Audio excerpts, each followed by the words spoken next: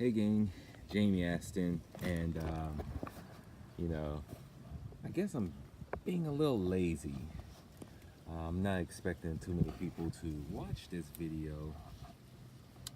What we are doing is this video is already mirrored backwards. I hate videos when you're using a front-facing camera. So what I'm going to do is turn the camera around.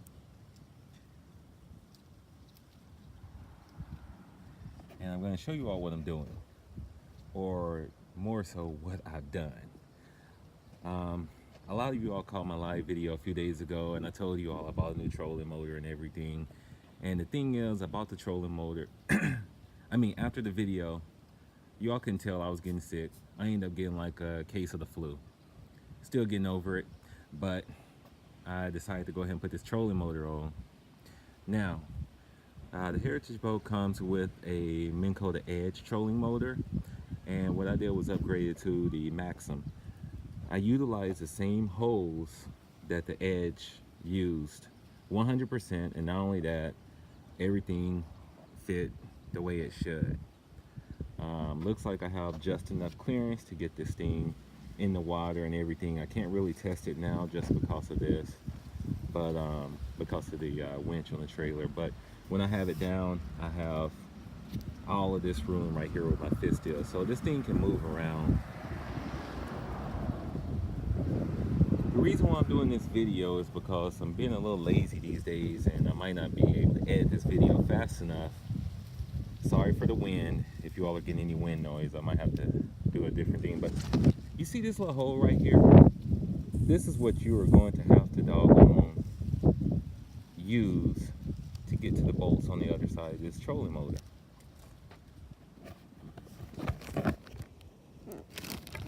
I'm going to prop this up so you all can see what I did.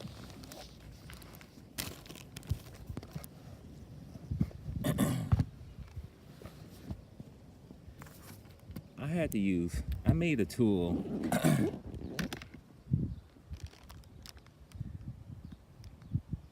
It's a 7/16 socket, ratchet wrench on a 16-inch screwdriver, because my hands don't fit inside that hole. And you're gonna have to do at least 8 screws. With the Edge, I think I took about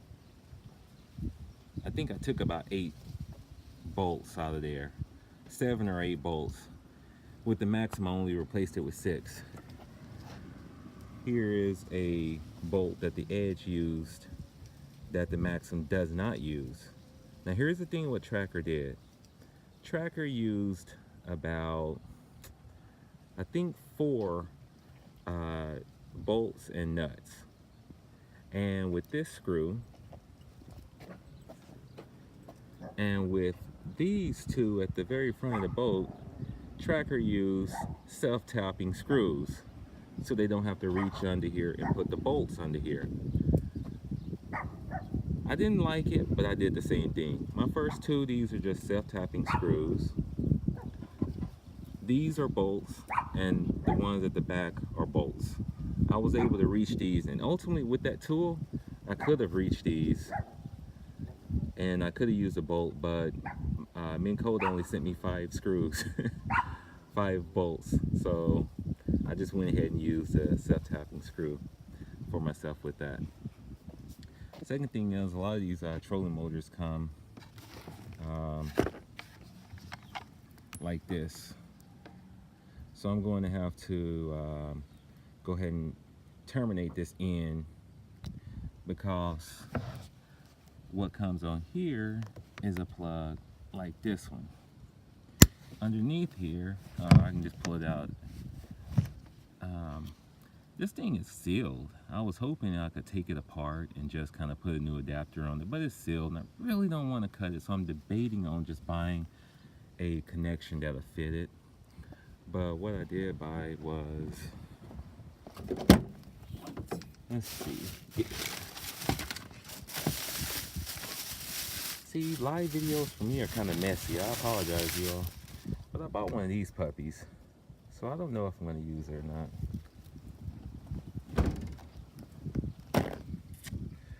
So anywho, It's not a tough thing to do.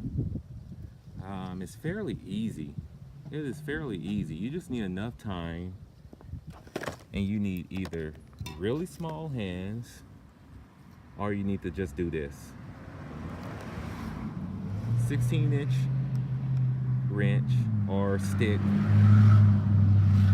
or a stick, or anything like that. Man, these fools on the road, doggone it. 16-inch rod, screwdriver, whatever works, and a ratcheting wrench. Only thing I would recommend, do not do like I did.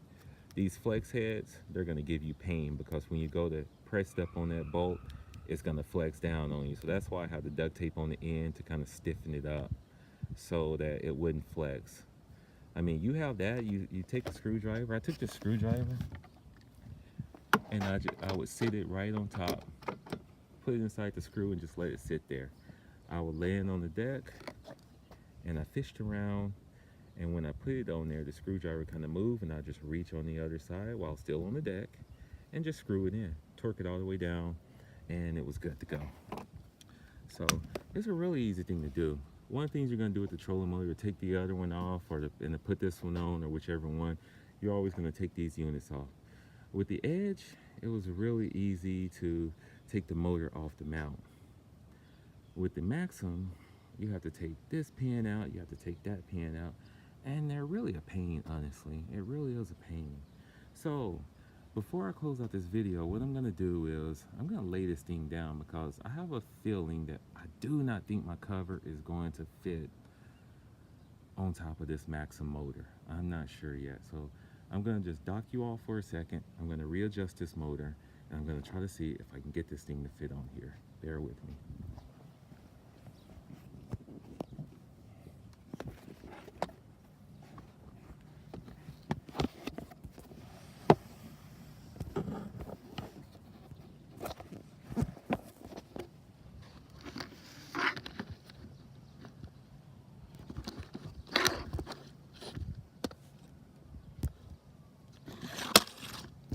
I don't like the iPads either, people. I can't stand these things, and that's what I'm using right now to record. And yeah, we're kind of out of focus now. I don't think there's anything I can do. Okay.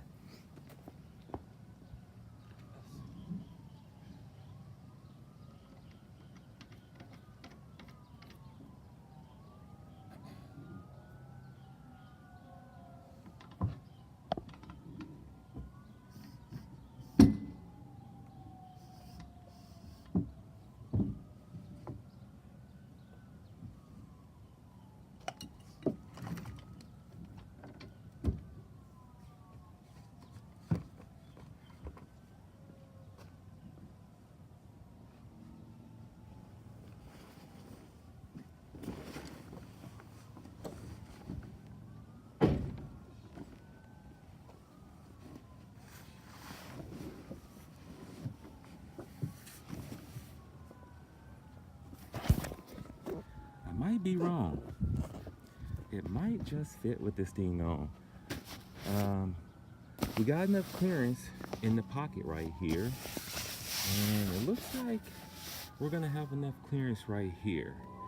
So your custom cover might just still fit, which I'm gonna be happy about if it does.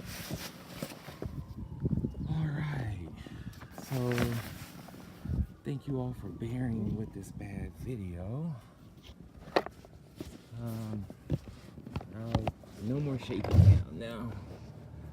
Let's see what we got here.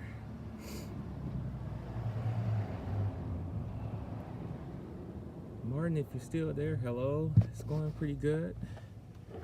As you all see, I'm just working on the boat. Now that we have the trolling motor, the new trolling motor on the boat, it is time to start playing around with the fish finders and the Panoptics. The only thing I'm actually thinking about doing with the Panoptics live scope is I might not mount this thing at all. I might make it just a portable unit. And what I mean by that is I'll put the black box inside, made it a dry box, And whenever I want to use it, I can connect it up to either one of my units and have the live scope be where I can put it in any position on the boat, so that I'm fishing with a group of people, or if I'm just fishing by myself, I can have it focus on a specific area, and you know, or just down view, and a lot of people can utilize it then. The second reason for making my live scope portable is that I would just like to take it anywhere, especially if I go on trips out of state or anywhere else. I can just take my live scope and one of my fish finders and just, you know, go see what's underwater in a lot of places. I tell you all something cool today.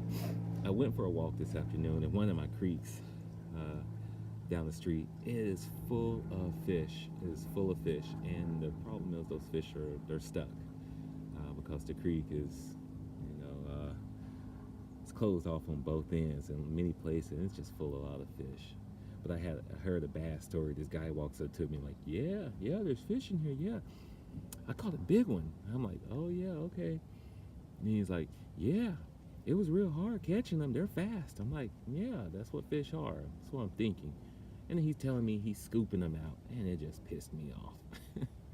But the doggone dude was telling me while I was filming anyhow. So yeah, he's gonna be on YouTube admitting to a crime. Anywho, and you know, I don't really all get all techie over laws and stuff like that. When it comes to fishing, I get pissed off and stuff like that. It's just unsportsmanlike. So let's see. You all asking any questions? I know I got a few viewers, and I appreciate that. Sorry for the shaky, bad camera. It was just spur of the moment. Just wanted to show you all what I did. There'll be more information when I do an overview on all my modifications I done for the boat 2019. And but these are just spur of the moment. So anywho, you all take care, and have a blessed Sunday.